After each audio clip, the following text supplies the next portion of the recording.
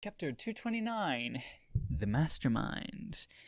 Now then, I've gotten accepted by the hoodlum and gained the right to eat three full meals a day. Back to stress-free lazing around. It'd make that being able to concentrate on my own projects.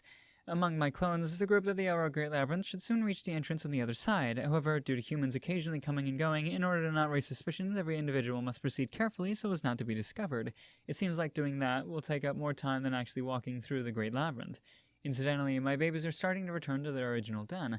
I'm making them link up with the babies protecting the queen in suspended animation, and soon I think they'll be able to let them do as they like within the labyrinth. Unlike my clones, they've already become independent of me, so I will have to allow them a certain amount of freedom.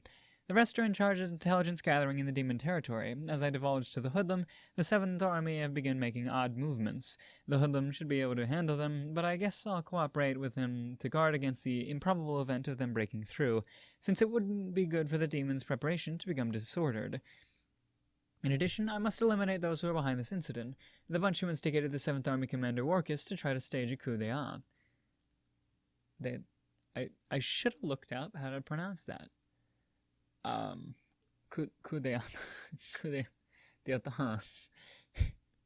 I'd send one of my clones to attach to the Seventh Army to monitor them.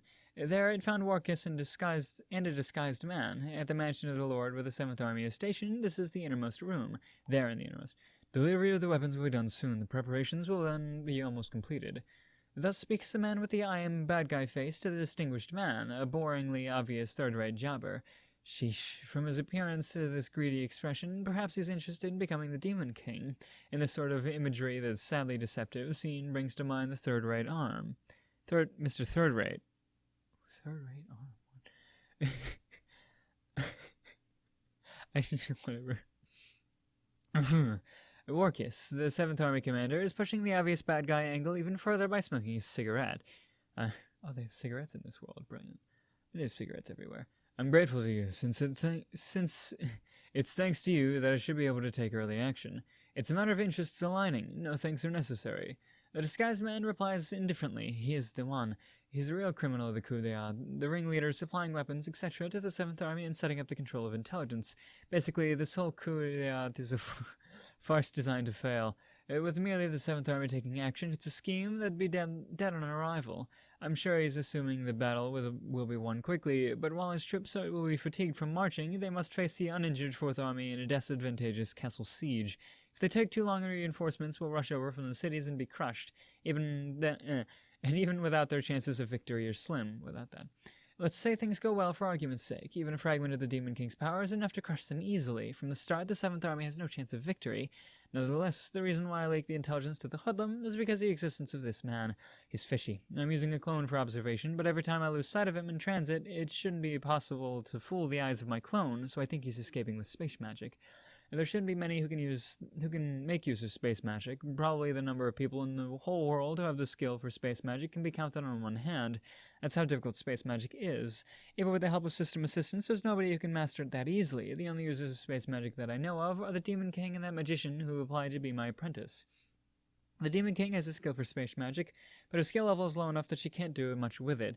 In other words, it means that the only master of space magic I know is that magician. That's how scarce it is. Though back when I was using it like crazy, I hadn't really realized that fact. Oh, that reminds me, Crow also used it like crazy. The advent of someone using space magic is plenty enough reason for caution. On top of that, I don't get his objectives. While under surveillance, amongst the various information the disguised man provided to Mr. Third-Rate, there was some on the existence of the Demon King. In other words, it seems that this coup d'etat is set up to kill the Demon King. I don't get why he's trying to do that, but the most important thing to note is that the disguised man knows about the existence of the Demon King when only a fraction of humans should do so. He has the ability to slip through my surveillance eyes, and he's exposed to the existence of the Demon King. In the Demon King's territory, my clones have set up a perfect monitoring system. If there's anyone suspicious in the Demon King's territory, I won't fail to notice it. Which then means, has the existence of the Demon King has become noticed outside? How? The most likely responsible answer is that, before reaching the realm of the Demon King, we were being monitored, in which case I also know that what this disguised man is. He's an elf. It reminds me of when we rescued the vampire girl. That post-something elf leader knew about the Demon King. Considering the power of the Demon King, it wouldn't be strange that the secretive bunch would add another thing to monitor. Actually, it wouldn't surprise me at the level there where at the level where they also took notice of me. If we've been monitored the whole time, then it makes sense. Perhaps for the elves, it's more like the Demon King has been recognized not so much as a Demon King, but the oldest divine beast. Then, after we reached the realm of the Demon King, they hypothesized that the oldest divine beast became the Demon King. Finally, believing that existence to be a threat, they formed a plan in order to attempt the 7th Army into erasing it. With this, it can be pretty much explained using logic, but there's still things I don't get yet. If they've determined that the Demon King is the oldest divine beast, then they should know of her power as well.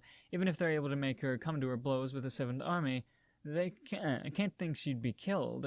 I wonder if they have some other objective.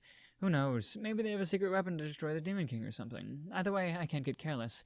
That's why I came up with the plan to have the hoodlums strike first to take the wind from their sails. Strike preemptively and completely, then I'll watch my opponent. After the elf leader can do something like my resurrection eggs, apparently the elf leader can do something like it.